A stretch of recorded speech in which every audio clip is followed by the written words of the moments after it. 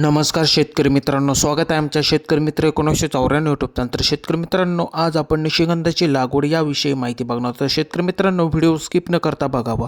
तर शेतकरी मित्रांनो, तुम्ही बघू शकता खूप छान प्रकारे 1 एकरमध्ये निशिगंधाची लागवड केलेली आहे। सुमारे 2 ते 3 तोडणी झालेली असून कळ्या खूप मोठ्या प्रमाणात आहेत। तर शेतकरी मित्रांनो, लागवडीसाठी बियाणे कंद एप्रिल मे महिन्यात उपलब्ध होतात। ते राहुरी कृषी विद्यापीठ किंवा गुलछडी उत्पादक शेतकऱ्यांकडून मिळवता येतात।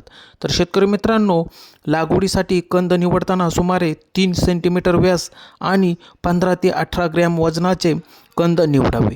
लागवड केल्यानंतर 3 महिन्यांनी फुलांची तोडणी सुरू होते आणि 6 महिन्यांनी पूर्ण क्षमतेने उत्पादन मिळवण्यास सुरुवात होते। उत्पादन हे वर्षभर चालू राहते। सणासुदीच्या काळात बाजारभाव चांगला मिळतो।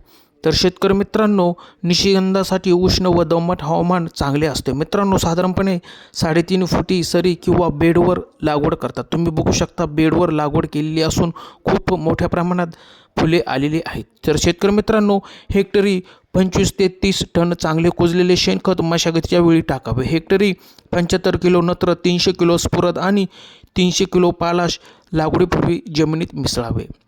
शेतकरी मित्रांनो, कंदवाढीसाठी 1261 खत दर 8 ते 10 दिवसांनी ठिबकद्वारे द्यावे। फुटव्यासाठी 1340 खत दर 8 ते 10 दिवसांनी ठिबकद्वारे द्यावे। फुले येण्याच्या अवस्थेत 052 34 आणि 060 20 ही खते दर 8 ते 15 दिवसांनी ड्रीपद्वारे द्यावीत। ह्युमिक ॲसिड दर महिन्याला 2 लिटर प्रति एकर याप्रमाणे 100 लिटर पाण्यात मिसळून फवारणी करावी।